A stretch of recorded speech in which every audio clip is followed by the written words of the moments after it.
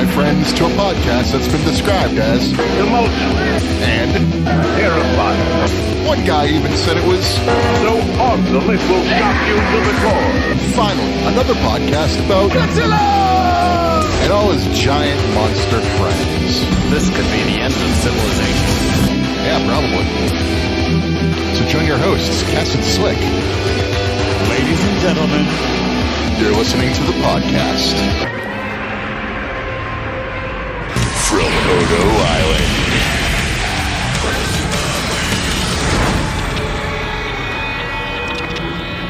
Welcome to the podcast from Odo Island. Find us on Twitter at Odo Island Pod. I'm Kes, and with me as always, it's not just Slick, it's Super Slick. Slick, how you doing? Super. Yeah. I'm doing super. That was a naked joke. You're super short, I figure. Yeah. I got that this week. That was cool. So yeah, episode 58. 58 of these things. Wow. We got a little bit of a different one this time around. It's part one of our Godzilla in Zone Fighter series. Yes. Even though there's no Godzilla in this But, episode. You know, his presence is always felt. This podcast is about Godzilla and his giant monster friends. So Exactly. we can get around it. But yeah, we watched the King Ghidorah duology on Zone Fighter. We did. Oh, I guess before we get into that, though, we didn't talk about this offline.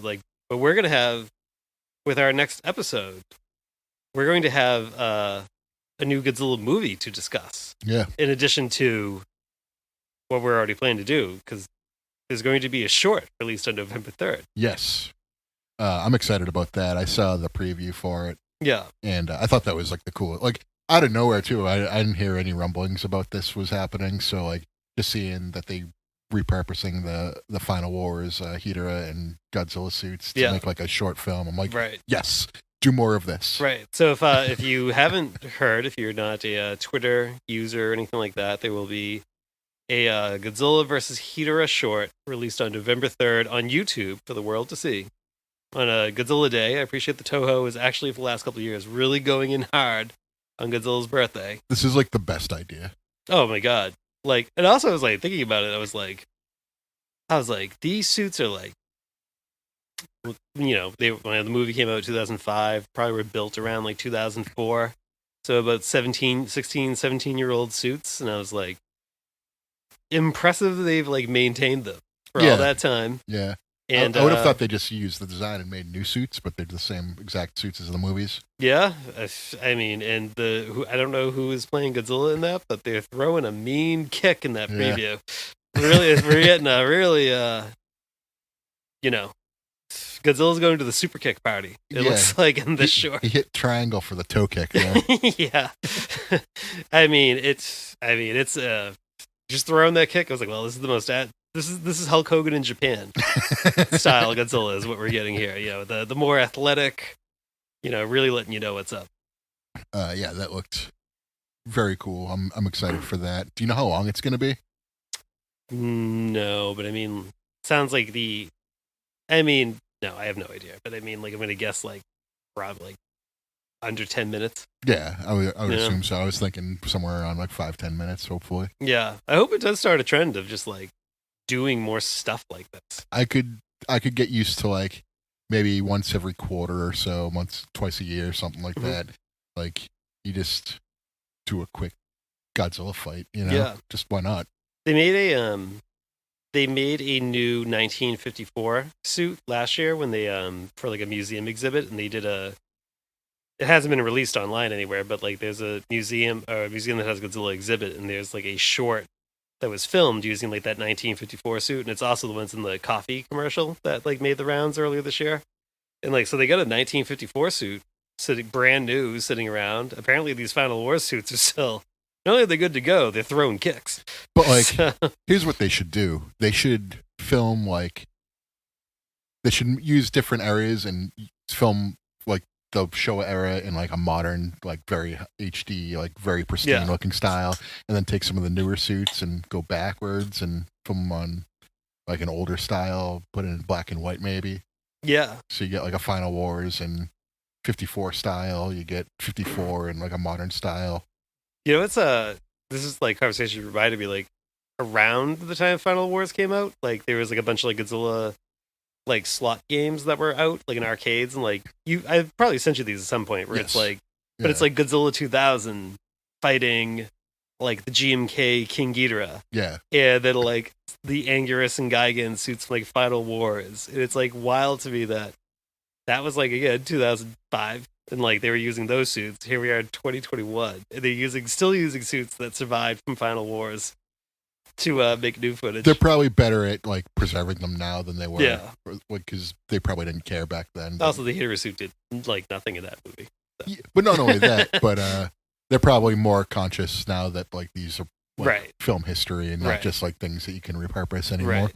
There's not a lot surviving from. I mean, I don't know what is still surviving from the Heisei era, but you know, the second Mechagodzilla suit from the Showa era still exists.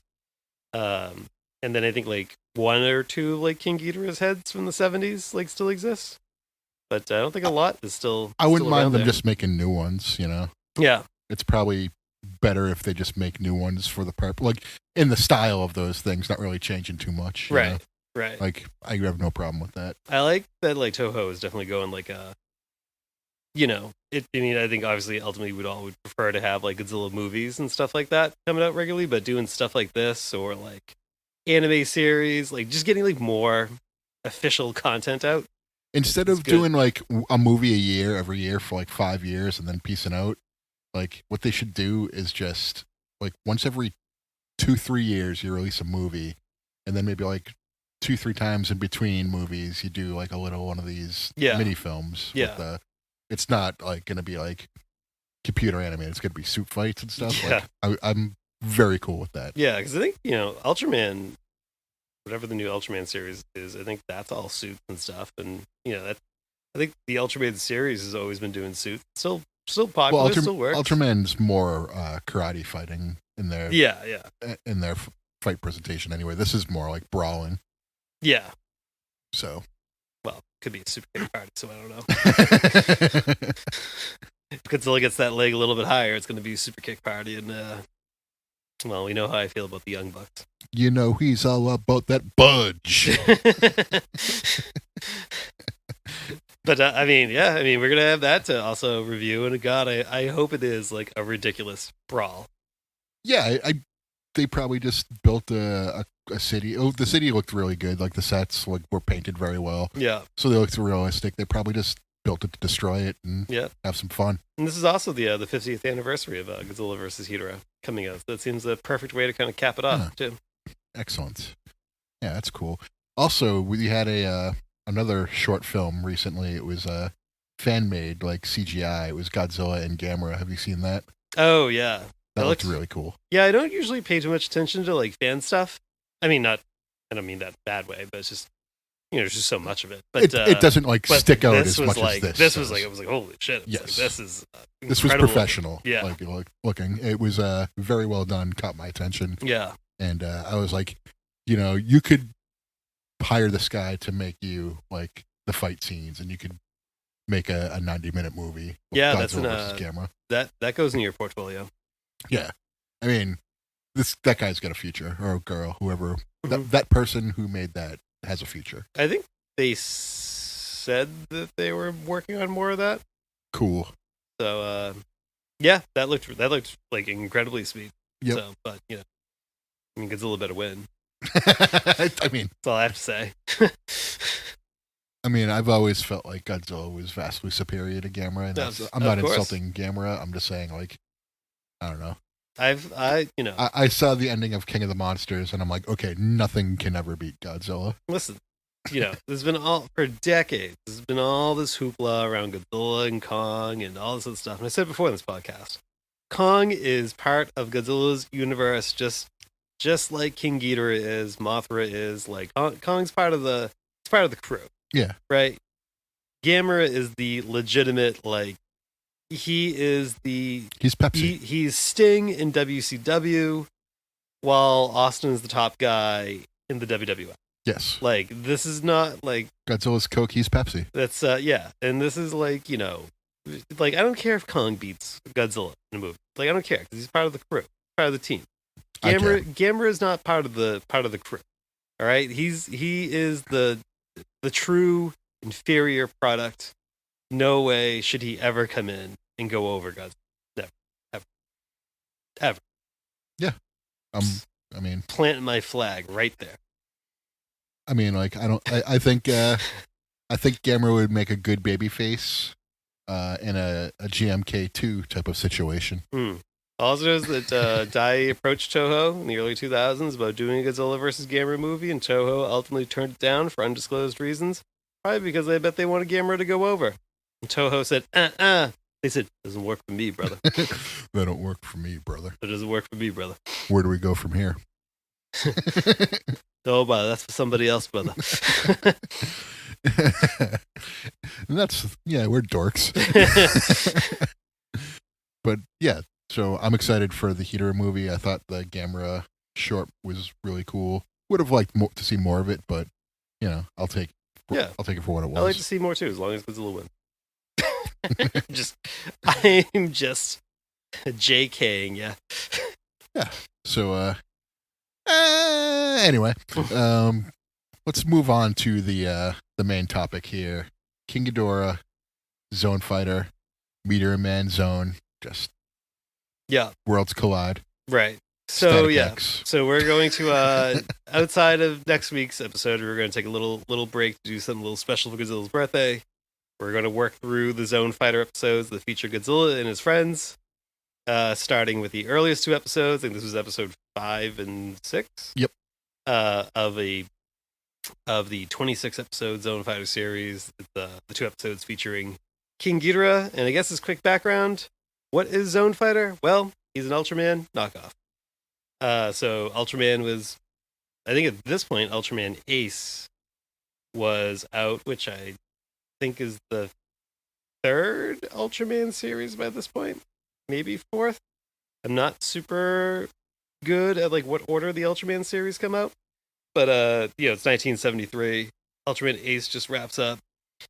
Zone Fighter was intentionally designed by Toho to resemble Ultraman, to kind of, I shouldn't say to be a competitor, but definitely to try to cash in. Yeah. And but this did not succeed in cashing in. It was canceled after 26 episodes, and I think that actually left the story like unresolved as well. And just like Night Court. Yeah. I mean, there's not too much like really, I think, in the way of interesting background. I think it did kind of spin out of like an idea originally to be like a Godzilla vehicle. I think probably had something to do with, I think, like the idea for Zone Fighter and the appearance of Zone Fighter also probably were influenced by like Jet Jaguar and Godzilla versus Megalon. I think they just said, well, let's make this like a show instead. I mean, definitely the flying prop for Zone Fighter very much resembles the Jet Jaguar flying prop, even though Zone Fighter himself kind of more resembles Ultraman. But of notable abilities that Zone Fighter has that were not demonstrated in this episode, but that I saw online when I was looking up other clips, is that Zone Fighter, if he is seeing a monster attack a city on TV, he has the ability to fly into the TV and teleport himself to like whatever location they're shooting. I was like, well, that's convenient for your plot at some point in time, I'm gonna guess. But time saver. Yeah, great. I was like, well, that's probably not really understanding how TVs work. But no. I mean, you fly through the electricity through like the cable signal, and then you get eventually to the broadcaster, and then you eventually get to the camera, and then you shoot out of the camera. Yeah, makes sense. Yeah, that's how it perfect sense. Yeah. So that's pretty much the backgrounds. This is 2 episodes. I guess we'll start with the first episode, which was also, I think, the first time I've ever watched a full Zone Fighter episode. It was for me. I've only ever usually watched the clips of, so Godzilla appears in a couple episodes throughout the series, and Gigan appears in 2 episodes. Godzilla's in a handful. But yeah, so I guess starting with the first episode, my overall thought was, Ultraman, this is not. Yeah, I'd have to agree with you on that front. Yeah. I was very much unimpressed with the production quality, having seen Ultraman episodes. Yeah, and it wasn't even like Ultraman had that big of a budget. But this Right. felt even. This was low budget. Yeah. Very low budget. So, like, the Zone family, like, whenever they transform, like, it was driving me nuts that, like, they would always go, like, all right, we're going to transform to, like, our Zone, whatever, costumes now. But it was, like, and they would go into the pose, but, like, they clearly just recycle one clip from some older episode over and over again, because, like, for a split second, all their, like, clothes, like, change. Yeah. And then I was like, okay. I was like, that's just... You know. See, the Power Rangers figured this out because they just have the Power Rangers dress in their colors at all times. So, or you just like, if you're gonna recycle a transformation thing, like do like what Ultraman does, where like, you know, they pull out their capsule, whatever it is, they gotta hit to like transform. But then like then it's like a big flash of light, and the next thing is them transform. You know, like it's not like you don't get a second of like clothes that they wore like 5 episodes ago. yeah, but You know. it was nice to see them all get into the Roddy Piper LJN pose and turn into their superhero alter egos. Yeah, and also I was like, what powers do they? Maybe we got to watch more episodes, but I was like, what powers do they actually gain when they put on these like sweet suits? Because it just kind of seems like they just kind of swap tires. Well, it's the same thing as Power Rangers too, because what powers did they really gain? Like they're still karate kids, and they're fighting the putties, and then they change attires, and all of a sudden they can beat the putties very easily. Well, I guess they get weapons, right? When they change costumes. Oh yeah, they get guns. So they get weapons. Yeah, that was like another thing. Of like looking at like my notes for like the first episode. That like I may have been enjoying some White Claw. I was watching these, but I like literally one of my notes just says "LOL pistols." Yes, yeah, they definitely fired some guns. Like the Zone family are definitely card-carrying members of the NRA. Yeah. I also have my notes for the first episode. Falls Count Anywhere match in the playground. Yeah, I thought it was really weird that like these guys in suits tried to like start fights in a playground against this family. Yeah. I was like, this is just a really weird thing to witness.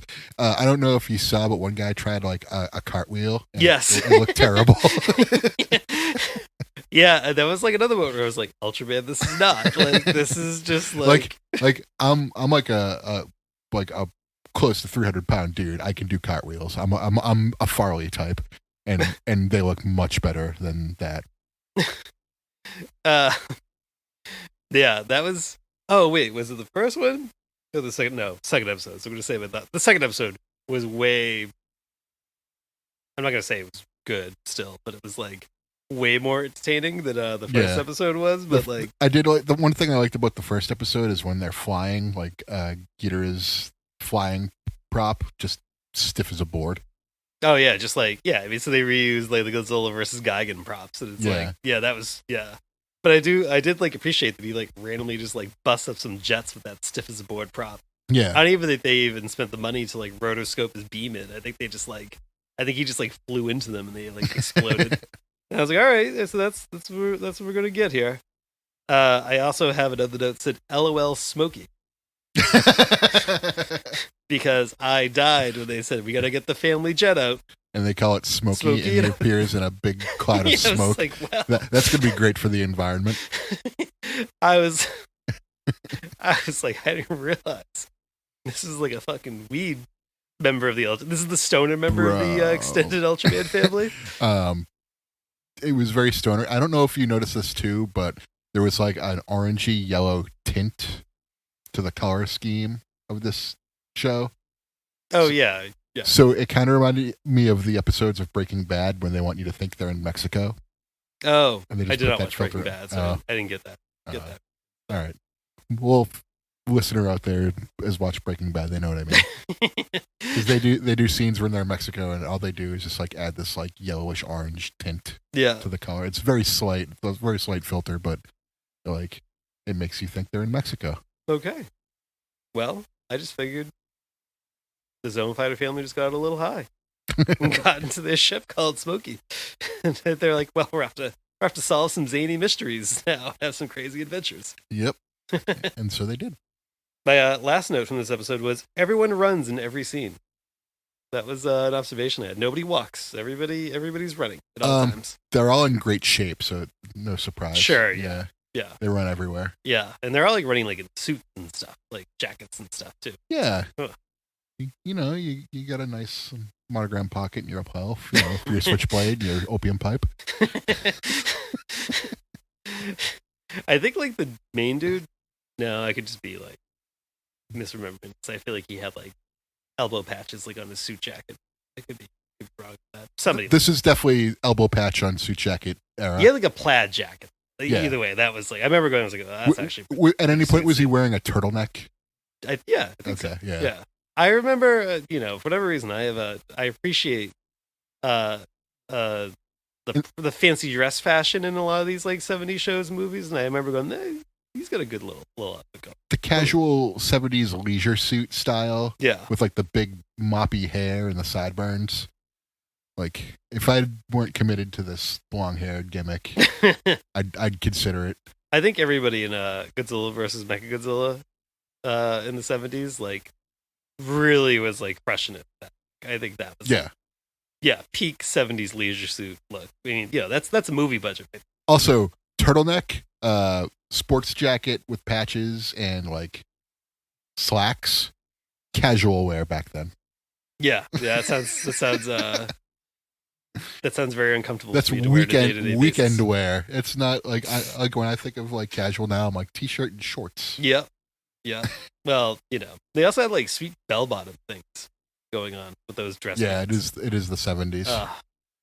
God, bell bottoms. What a waste of fabric. I also like think like that's like your casual weekend wear, and it must be so expensive. Right. Imagine if like you bought all that now. This was back then, like, so it was probably cheaper to buy clothes. Yeah. It wasn't like now where it's like, oh, shoes, that'll be $175. Yeah, well, I mean, you buy everything at Primark, like that whole outfit will cost you like $70, but it'll last you like 2 months, but still. Bad stitching. Yeah, in fact. Yeah, Chalkline has bad stitching in their products. Yeah, but anyway, we do get our first. Now this is where the episode starts to get good. We get King Ghidorah versus Zone Fighter, Part 1 in this episode, and booked in true pro wrestling fashion. The monster heel beats up the baby. Yes. Yeah, I thought it was okay. Yeah, it's fine. Yeah, it was a giant robot man fighting a three-headed dragon. Yeah, he's King Ghidorah is still in his Andre at WrestleMania 6 stage of his career, just like he was in Godzilla vs. Gigan. He's not super mobile, but like working methodical. He's getting his hits in, kind of deflecting everything the hero's got. Yeah. Eventually, he wears the hero down, kind of takes the first one, and then he flies off to space. Yep. With his own fighter. I do like how it abruptly gets dark when they're like, we're flying in Earth. Now we're in outer space. Just immediate. Yeah, good transition. Also, one of the plot points was Akira, the Zone family's friend, finds a geode and brings it to the Zone family. And what are the name of the heels in this? God, it starts with a G. Yeah. It's like the Gomorrah. Yeah, whatever they are. The big bads in this, they're like, oh, he's falling into our trap. Like, yes. So Akira brings the geode to the Zone family, and then Bart squishes it, and they shrink down Lisa. Yeah, I waited 24 hours to tell that joke. So yeah, there's a geode involved in this, and it's pointless. Yeah, I kind of feel like because we didn't watch the first 4 episodes leading up to this, there's probably a lot of backstory that we're missing. I'm gonna just go on a limb here and say it's not well developed, so whatever. Yeah. Again, my recurring statement will be Ultraman. This is not. Yeah. Anything else in the first episode of the King Ghidorah duology? No. Because the second one I thought was a lot better. Again, still not great. But we got a lot more of Zone Fighter and King Ghidorah doing stuff. Yeah, that was the only good part, was that it was pretty much like right to the action and stuff. Like it really didn't like for me kick in until about halfway into the episode, to be honest with you, because I was like looking at it on my laptop and I saw the progress bar, And I was like, oh, it's like halfway through this episode. Just now, it's like getting like really good. Well, let me So- say what the highlight was. The ridiculous torture guillotine chair thing that like they strapped I think it's Zone Angel, they strap her to, and it's like a saw going like what would be going over their head, and then like two other blades like on like the side. And I was like, what is this? This is ridiculous. And I was like, you only need like one of these. I was like, what is I this? think I looked away. I forget how she got out Oh, of it was that. too graphic. No, You gotta cover your eyes. yeah, I couldn't take it. I've been watching a Nightmare on Elm Street and Halloween movies all month, so like, You're like, oh no, it's happening this again. was too far for me. Yeah, this was. Yeah, see how terrifying it was. They are called the terror beasts for a reason. Okay, thank you. No, but I just mean like I think I just stopped paying attention because I was disinterested, and I just don't know how she got out of it. I kind of forget too. I think the other two, I think Zone Fighter and Zone Child, I think came to the rescue. But no, I was very enthralled by that torture device, and I was also enthralled that like the set was just like a black curtain and a black floor, and like for the most part, like it just. I was like, oh, they just like have this like torture device, just like sitting in an empty room and an empty set. They had to film those scenes quick because they had an improv class coming in. Yeah. There was also another highlight for me that came shortly after that, where I died laughing at this, where Zone Fighter jumps in his like car, and he's like, "All right, Zone family, like I gotta go take off and like save the day." And then And the then car kind of morphs. Well, no, before that, he peels out, and they're standing on sand, and he covers Zone Angel and Zone Kid in like sand, just completely accidentally. And I was like, he just peeled out and just dusted them. I'll get them damn Duke boys. Yeah, Smokey and the Bandit starts going. Or no, Dukes of Hazzard. Yeah. Oh man. There's beer in Texarkana. That's back to Smokey and the Bandit. But I did like how he was like morphing into Zone Fighter in the car, and like the car morphed with him too. Of course it does. It got like a spoiler. Yeah. One thing I really like about 70s future technology stuff is that they were always very into the multi-purpose vehicles. Like cars turn into planes and planes turn into boats, and the plane to boat thing's kind of a real thing. Yeah. But like the other two, definitely not. So I think I've seen clips of that car also turns like a submarine and goes underwater. It makes me go like, didn't the same thing happen in Moonraker? I think it's The Spy Who Loved Me. And that must have predated this, right? Maybe. Rose Roger Moore movies in the 60s and late 60s, early 70s are kind of all Yeah. jumbled together to me. Because whenever I see that, I go like, is this just like, did like, yeah, that Bond movie come out and every one of these like, yeah, so we need a transform card because James Bond had it. That's cool. The bad guys also had a car that like shot missiles. I And mean, shit. like, if you think about it, it would be cool if someone like pioneered that into actual existence and it was an affordable thing that you could have, like a car, boat, plane.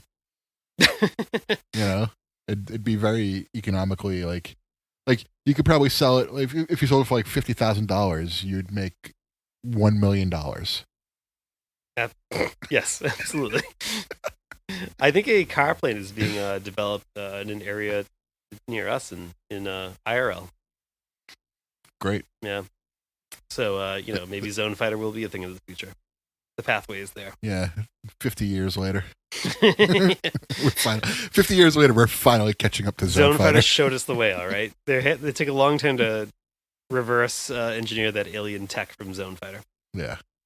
I think that's the biggest problem is that there's no alien tech. We're reverse engineering. No, we know. It's not happening. I mean, I'm sure if we listen to Chris Jericho's podcast, more in depth. I will never listen to that ever again. Agreed. Anyway, back to the topic of this podcast. So, I guess, I don't know, before we get to the fight on the moon or whatever it was, or did they fight on Venus? I forget. It was like, I just remember it felt like a rocky planet. But, I can tell you this much. I don't care. yeah. But I thought, the babyface got the win.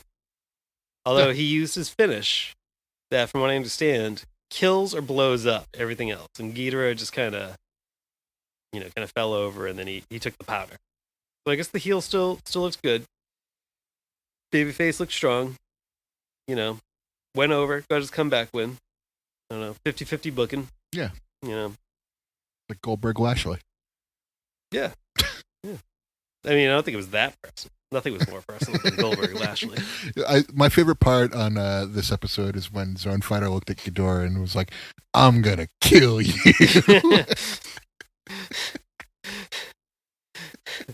If any of you have been following the Goldberg Lashley feud over the last couple weeks, that'll be very funny to you. Although it was very funny to me when he legitimately just made a shield appear out of like thin air, and I go like, yeah, this is just like Ultraman where powers appear to be convenient. But I was like, he laid a shield. You get powers, and when the plot demands it. Yeah, but I thought it was okay. The fight, Yeah, your standard affair. Yeah. Nothing great. Wasn't bad. Yeah. Very low budget effects. You can see strings when Ghidorah's flying around. Nothing really looked great in my opinion. Yeah. The one thing I really liked was like the bad guys, like when they morph into like not the putties, but they have their own special suits. Oh yeah. Like I did like their suits. I was like, all right, those are kind of cool. Other than that, I was just like, yeah, Zone Fighter's a ripoff of Ultraman. They have Toho properties that look like shit. Yep. Yeah, it's the worst King Ghidorah suit in an already beaten up state. Well, I just mean like they have the prop. Like the prop look like shit because it's stiff. Like, oh yeah, they carried over like the worst thing from the Godzilla versus Gigan movie. That ridiculous. Yeah, Ghidorah and the flying. Like I said, you could see the strings like flying them around. It was like very lazy here. Yeah. Yeah, I think so. When I was like reading like a little bit more about like the background of Zone Fighter, it's like a lot of like Toho people like who work on the Godzilla movies worked on this, and like I think a lot of it was like we're watching it now, like and kind of like restored, treated like footage, but it's like that was probably like less visible like when people like watching in the 70s and like tiny TVs and stuff like that. You probably didn't see the strings and like the flaws as much, but I don't know. I remember watching Commando. Like back when I was a kid, and like you could see the string lift up the top of the guy's head when John Matrix throws the saw blade when he's in the shed and it takes off the top of the guy's head. You can see the string like kind of lifted up. Didn't see that comparison coming, but Zone Fighter just got compared to Commando. That's the Arnold Schwarzenegger vehicle, right? Yeah. Oh yeah. But the one at the end where the like he rips the passenger seat out of a car for no reason. Did you leave anything for us? Just bodies. That's that one, right? Yeah. Okay. Did Zone Fighter leave anything for us? Just bodies. But he legit rips the passenger seat out of a convertible for no reason at all. I mean, why not? I mean, I guess if he can do it, why not? Like, my favorite gotta Arnold flaunt it. in a convertible scene is the one in True Lies where he fantasizes about backfisting the car salesman who he thinks is sleeping with his wife. Yeah, that's what's his face? Bill Paxton. Yeah, R.I.P. Bill Paxton. Yeah, yep. That's my favorite Arnold in a convertible. That's my favorite very specific Arnold in a convertible scene. What a tangent. Yeah. I guess that kind of shows what I'm gonna be more optimistic for the future Zone Fighter episodes. These two were not great. Yeah. I would how should we do it? Should we rank each episode on a 1 to 5 star? Sure. I would say that first episode is like the only reason I'm going to give it 2 stars is because like Ghidorah beats up Zone Fighter at the end. Okay. That's it. Other than that, it's a 1 star. It gets a lot of credit for King Ghidorah beat there, but also I'm going to give the second episode 2 stars as well because I don't know, it had the ridiculous torch chair, and I will always laugh at the thought of Zone Fighter kicking all the dust up when he peels the car out to the people, his family. It was so funny to me. I am going, despite all those things you said, I'm going first episode of 1. I was fine before I saw this episode. I'm fine after it. It did nothing for me. 1, you don't need to see this. So this is not Yeah. like required viewing. Second episode, 1.4. Oh, So it's still a going 1. that route. Yeah. So it's okay, still yeah. a 1. These are better than like other ones I've given. Like I would rather watch this than like the second anime Godzilla movie. And I'm just kidding. and what else did I give a 1? 98, I think I gave a 1 too. Yeah. I'd probably rather watch 98 than this. Yeah, I always, whenever I think of 98, I always say the same thing. It was like, it just seems so, came from like such a spiteful place. If it didn't, I'd be much more appreciative to it. I just think it's a watchable movie, and like, despite all its flaws, you can still get through it at least. Yeah. This, I felt like, even though it was 2 episodes that were like 25 minutes apiece, like I was just like disengaged. I didn't give a shit. Yeah, that first episode was a long 25 minutes or whatever. Also, I watched this at the exact wrong time. It was after I watched the Astros just pulverize the Red Sox game. Game 5 of the ALCS. You were looking for a feel-good pick-me-up, and instead you found yourself in the This is like equivalent of being that torture chair. This is like when I was watching the Bruins get the crap kicked out of them in the playoffs last year, and I was watching Singular Point at the time, and I was taking out all my frustrations on Singular Point, and you thought I was like being like overly aggressive towards you, and I was just like, no, like I'm mostly just blowing off steam. Well, I think even if you watched it in a good place, I don't think on this one would change. On Zone Fighter would change. I might give the second one a 2 if I were more generous, or feeling more generous. But no, if the Red Sox came back and won that game, I'd probably be like, all right, 2, 1 and 2. But no, 1 and 1. So not next episode, but the episode after that, we'll get back into our Zone Fighter series. I can't wait. I think Godzilla. I mean, Godzilla's going to be in every episode. I think we watch from here on out. I just don't know if the next one are the ones with Gigan, or there's like one where Godzilla and Zone Fighter just like team up to fight a bunch of monsters together, and then Godzilla teams up with Zone Fighter to fight Gigan. So I think that is what is left. All I've ever seen is clips, so all I know is that Godzilla comes out of like his own version of like a Batcave in these movies, like with like literally a mountain has doors that swing upwards and open like a DeLorean, and like he just comes walking out of a cave. Does it go? I mean, this is when that music would exist, so I hope it does. I don't really remember, but I hope it does. That'd be cool. That'd be key. We should probably cover more episodes of that for the next time we do it, just so we can fill more time. That was pretty good. We covered about 38 minutes there. Yeah, but All right. We could pad it. All right. Well, maybe we could plow through the rest in the next episode. Maybe 3 episodes next time. All right, that works. Yeah. Because we just had the 2 and we didn't really like either of them. So there's not much to say. Listen, we're overly positive typically on this podcast. It's good for us to kind of unify on something that we both didn't enjoy. Yeah, we are overly positive. I should just be like a piece of shit from now on. I was actually thinking Well, about this sucks. we're like actually a very wholesome podcast where but we swear a ton, but we're so wholesome otherwise. Just, I don't consider swears a bad thing. No, either. Sometimes you gotta let the world know that you feel strongly about something, and sometimes swear is the only way to do that. Yeah. So.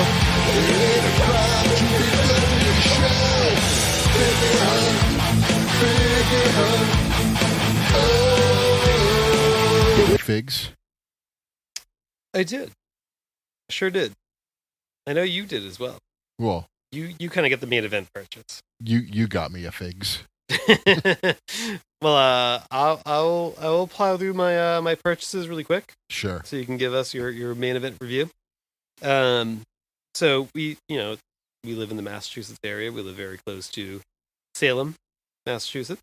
I went there for an artisan outdoor flea market, or not flea market. Oh my god, that sucks. In artisan market, and lots of cool crafts and whatnot going up there. There's a woman up there who makes these like cat products filled with like whatever her weird original blend of Catnip is, that our cats are like super addicted to. We always like to see her buy some stuff, but there were people who were making these pillows that had Godzilla designs on. So I snagged a Godzilla pillow from a local artist. That was kind of cool. Good pillow. Yeah, it's a small one, good one to like kind of prop it against your back as you like sit on the couch. Good for your posture. Also, there's a shop up there that sells Godzilla Funkos on the cheap. I am not a Funko collector, but I think I said over the last several episodes, I got Godzilla from Godzilla vs. Kong, and then I got a Mecha Godzilla from Godzilla vs. Kong, and then I was walking past it, and I was like, I got to get a Kong now to like complete the collection. I got to have at least all three. And like, I'm not trying to get all these different various Funkos. Like, Funkos are just not my. Yeah.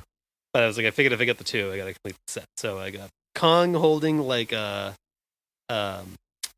whatever, some chunk of a building or something like that. Not his axe, but it's like he's using a crane. There we go. Okay. Crane from like a building in Hong Kong for a weapon. I was like, all right, well that feels pretty good for a complete set. But probably my biggest acquisition of the week for myself personally is that I got another bag clip.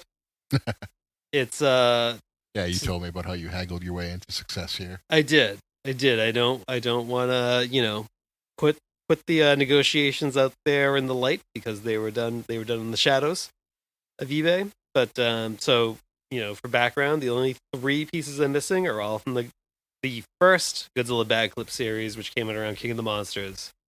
And I was missing the 2 Godzilla chases, and there's a King Ghidorah variant. I now have one of the Godzilla chases. All right. And that is probably actually the rarest of the set, is the Godzilla chase. It's the orange one. There's an orange one and a blue one. And I got the orange one. And so I'm just down to 2 now. So I need the King Ghidorah variant, and I need the blue Godzilla chase from that set. Somebody has the blue chase up on eBay for $100. That's not going to work for me, brother. Not going to work. But you want to relist that at a different price, we'll talk turkey. And the Ghidorah one kind of pops up every now and then. I just haven't been able to get it, but close. 2 more to go. Very competitive market. It surprisingly is. It's all your fault too. You've created. I dig myself into a hole. Like, you've created this monster, and now you can't control it anymore. That's all right. 2 more to go. I should have also had the Arctic version of Playmates Kong, also known as the Kong covered in cocaine. Concane. Yep, Concane. That ordered on Amazon. Did it ship? And Amazon said, might be lost. That's happened to me before. I ordered a replacement microphone thing for my desk. Mm-hmm. And as you can see, I still have my old one with tons of duct tape on it, holding it in place because these things are cheap and break easily.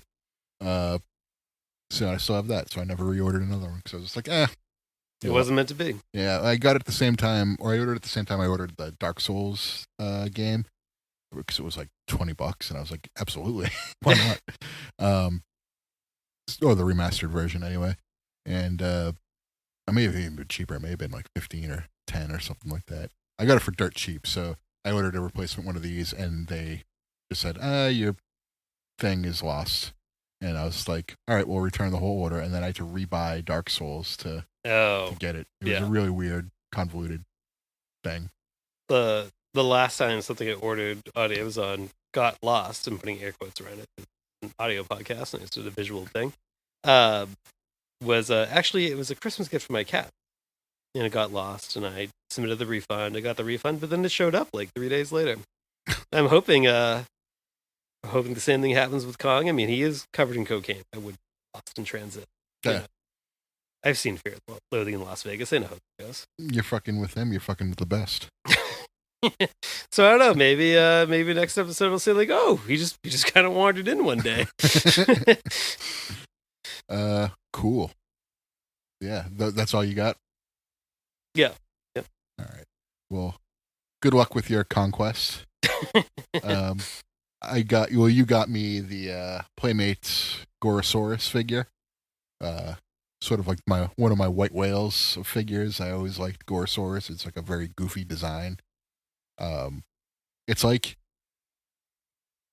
if you like took a picture of a cat like doing something, and the picture kind of like morphs into like something else other than a cat. You know what I mean? Like the cat moves when you take a picture of it, so it looks like the cat Yeah. has like a really long eye or something. Like that's kind of what like Gorosaurus looks like if it like took a picture of a Tyrannosaurus and like it like swung its head so it looked kind of goofy for a second. Like I always appreciated that. So yeah, it's a fine figure. Playmates really got their act together with these, putting out some rare or lesser known Godzilla, adjacent figures. Yeah, that are. These are just Royal monsters. That's what I mean. I did a battle royal shot for the OIWF. Oh yeah. I was too lazy to put like a snake and a spider in there. I could have, but I just was like, I don't feel like digging around. I have this set up now, so They would have been quasi-official anyway. yeah. Well, Right. I mean, I had the Minula bag clip and like You would have got local talent spider and local talent snake instead of Manda and Kumanga. right, exactly. It would have been like a local guy dressing up like Doink Yeah. type of situation. Well, like I could have included them. I just chose not to out of sheer laziness. Sure. But like I said, I had a bag clip Minula, Trendmasters Anguirus, and then full on Bandai Mothra We'll. Yeah. Okay. Yeah. So close enough. It was a great house show event. Yeah. Everyone except Ghidorah won. So I didn't know this when we recorded last episode with the Gorosaurus figure. The head is articulated. Yes, I didn't know that. it is.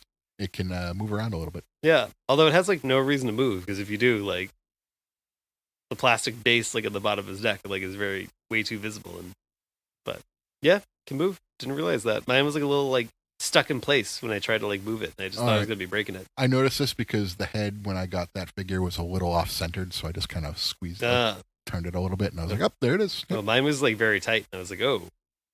I put like a little force and didn't move, and I was like, "Oh, am I gonna break this?" So, but yeah, I didn't know it was articulated. Mine was loose like the sleeve of a wizard.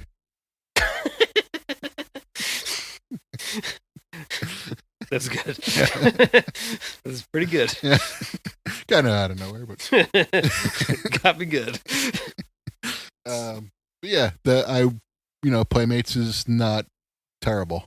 I'll tell you how good that figure is. There's going to be a Bandai movie monster series Gorosaurus coming out soon. I feel no need to buy it because I got this Playmates one. All right. That's and I would not say that often. Well, you'd have to buy it and get it shipped from Japan, right?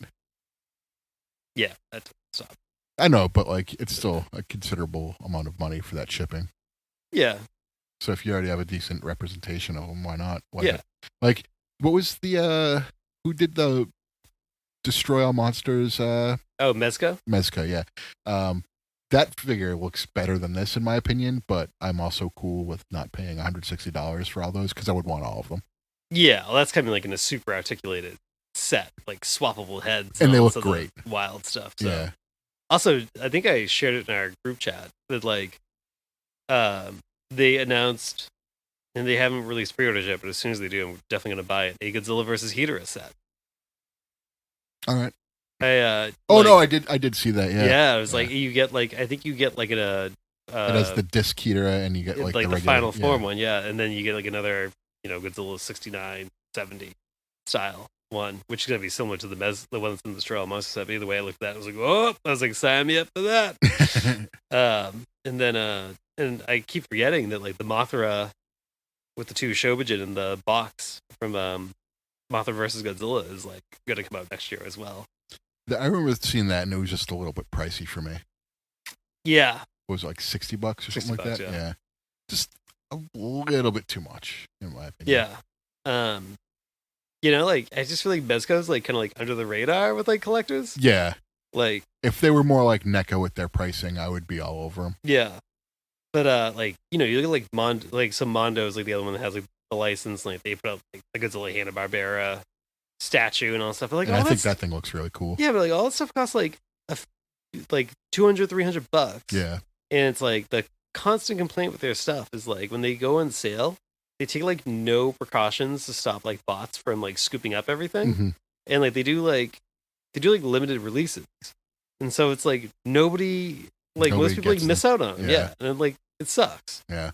And then like Super 7 I think is doing like cool ideas. I'm just like so tired of like that Shogun Godzilla like being repurposed. Like that's just like a thing that's like not for me. Like if like, but I hope like Super 7 does like, I don't know. Like if they like made like their own like reaction series figure of like that like Imperial Godzilla that like they used to sell at Toys R Us like when we were kids, the one that has like the bloody lip thing going on. Like then I'd be like, oh yeah, it's sick. I'm just so tired of like that ugly Shogun Godzilla being like repurposed for stuff. You know what we need for Godzilla figures? Godzilla BCAs. Bone crunching action. Yeah, so you like twist it arm, it goes like. You sure we don't need a maximum sweat ones?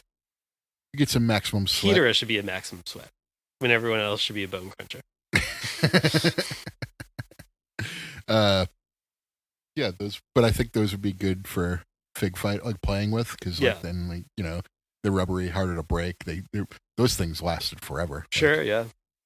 So listen, Bendums are popular again in the wrestling figure world. Maybe we need some more Godzilla Bendums. I don't know how you make a Godzilla Bendum, to be honest. Trendmasters made a bunch.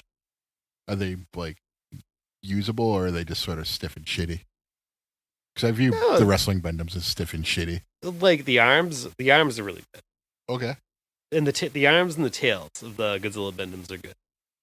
But then like the rest, yeah, I mean, the legs aren't going to be bending all too much. But yeah. And there's actually like from the late 70s in America, there was a really hideous looking Godzilla Bendum that was released, and I'm trying to find a loose one.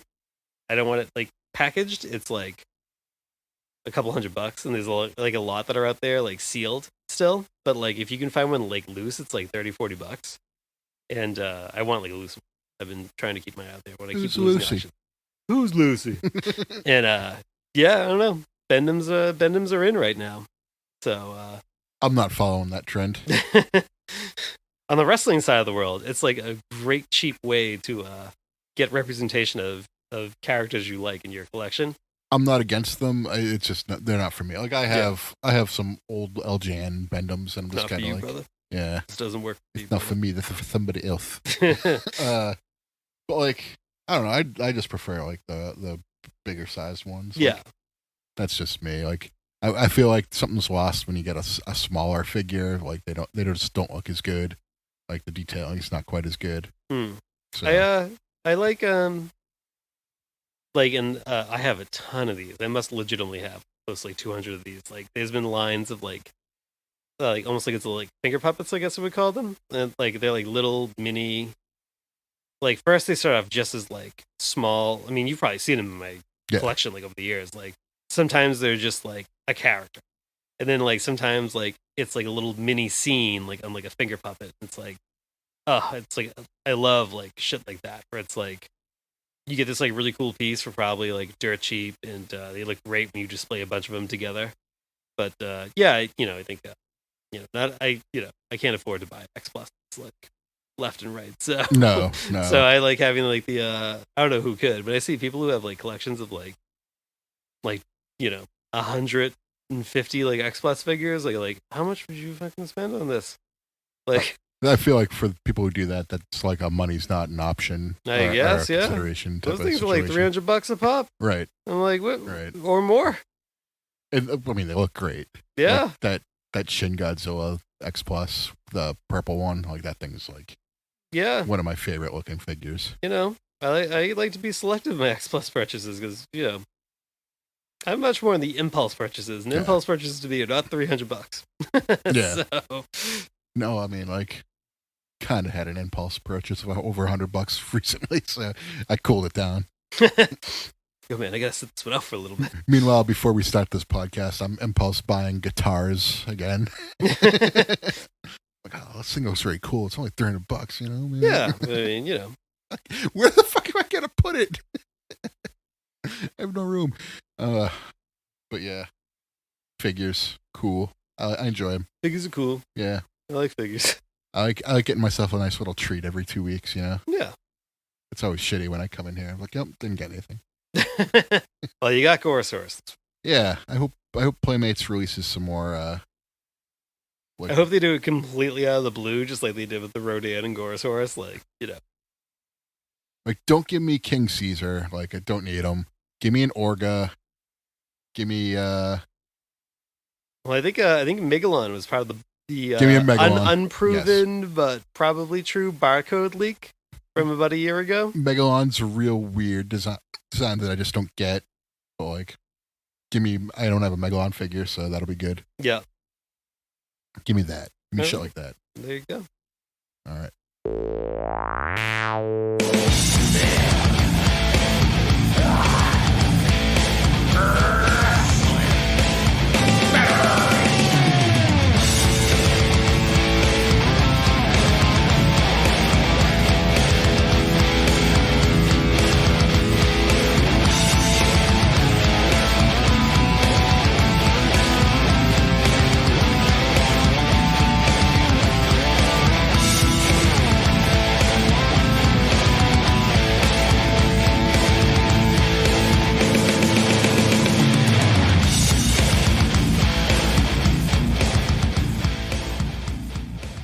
New Intercontinental Champion, Playmates Gagan, back on top. Yes, he is. What a Pier 6 brawl that was. I was considering putting on the Austin coming out to help Mankind win the title in the background thing, but I just decided not to. Because then it would have been Shin Godzilla was Austin. And I was like, nah, I'm not going to do that. Welcome to the OIWF segment, though, by the way. Yeah, here we are. Oh, they heard the intro music. Yeah, I mean, they know. They're not a dummy listener like BDF listeners. We're in the kayfabe zone now. Yeah. So, new OIWF Intercontinental Champion, Playmates Gagan. He'll have to defend that title fairly soon. I don't know who he's going to do it against. Probably someone key. But yeah, what else happened? Oh yeah, the Destroy All Battle Royals, which was won by everybody except for King Ghidorah. Yeah. They all beat him and just decided that was it. So They all shook hands. yeah, they all just kind of like agreed to like go their own separate ways. They said the enemy is out there, and he literally pointed outside the ring, and there King Ghidorah was. And so that was what I have. I don't know what's coming up. It'll be a surprise. Follow us on Twitter at Odo Island Pod. Yeah. See my bullshit. It was big shake. No, I guess I should say big shakeups in the world title picture. Varane completed the gauntlet. With the, he was able to overcome the enforcer of the Trinimasters of the universe. He wind up Mecha King Ghidorah. I mean, if you saw the clip that was online, I did. it was just, He slipped right out of the ring. if Varane didn't avoid that wind up charge, I mean, his career could have been over. But he used Mecha King Ghidorah's own strength against him, sent him out of the ring, and The Mecha King Ghidorah, judo move. yeah, used, and it's just Mecha King Ghidorah couldn't get up, couldn't never. So he's still never been pinned, but he couldn't answer the 10 count because he just crushed under his own weight, his own wind up power. Just like King Hippo. I should put like a little bandage on his hip. I should put it like that little circle in the middle, like where Emmy sits. Put it over that. But so now Varane gets his world title shot next week. He's gonna drop Angerus in that stack of dimes he calls a neck. Granite body, but a neck of sand. What a joke. But also the OIWF Championship Committee has recognized the efforts of Carl's Jr., Godzilla Jr. from Godzilla the series. That's always a mouthful to say. And he has the undesirable task of going up against the dominant Mid-Atlantic champion, Mini Bandai Shin Godzilla. The most dominant Mid-Atlantic champion you've ever had, if you also factor in when he was still Mini Bandai Shin Kamada-kun. Just never been the same since he morphed into Shin Godzilla, and he's just been borderline like putting people on the shelf every match. So things, the OIWF Championship Committee may have signed Carl's Jr., Godzilla Jr.'s from Godzilla the series the death certificate with this. He's dead man. What do you say? Walking, running, climbing. He could do all three. Swimming. He can do all three. Yeah. If he takes a page from Godzilla and Godzilla versus Ghidorah, fires his beam down, he could be dead man flying. But both of those matchups will happen next week. All right. So Or actually, this week at the time of this episode, yeah. Follow us on Twitter at OIWF so you can keep up to date on our you can see very important matches. And two 37-year-olds play with their toys. I don't play with them. I pose them in intricate positions, and I take not the greatest quality photos of them. Come on, you don't do a little like while you're posing them? No, I go, what the fuck? Just stay fucking still. Come on. And then my aunt's probably out next door and hears me, and she's like, what the fuck's wrong with that kid? He's 37. Come on, you don't do a little when you bang them together. I don't bang them together. I just pose them. These aren't action shots.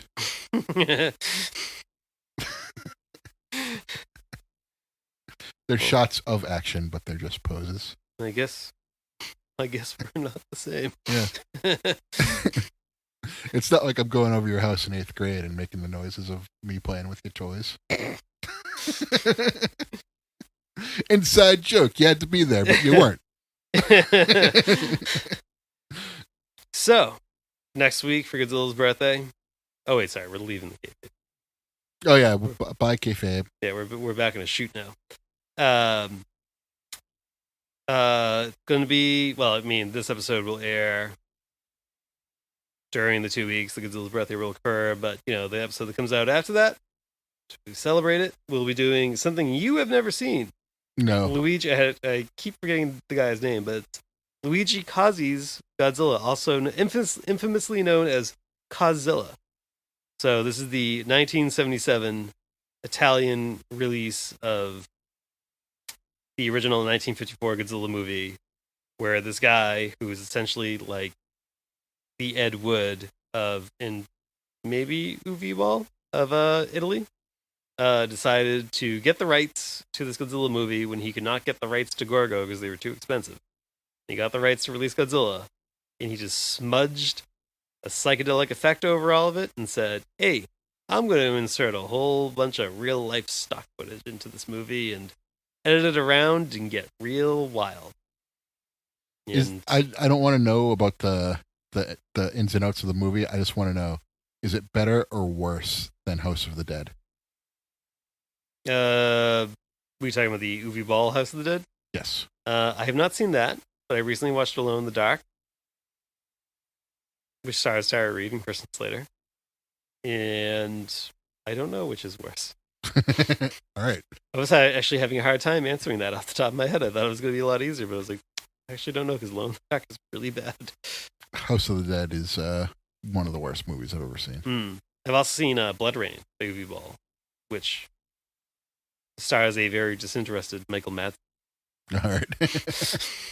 That's worth a watch. I'll have to give that a shot. I like bad movies.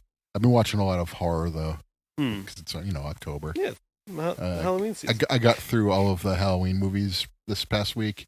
Halloween 3, underrated. Because it doesn't have Michael Myers. Saying that. Yeah. I wanted to get that out there into the world. I'm doing a lot of Twilight Zone and whatnot. I think to watch a lot of Twilight Zone around this time. Good one. I like Twilight Zone. And I always kind of start rewatching Buffy around this period of time. That I don't get. It's a good show. You watch it. Fun. Nope. Okay. But anyway, we'll be back with less Buffy talk next episode. And because we have Luigi #1 coming up. Wow. Anything you want to leave listener with?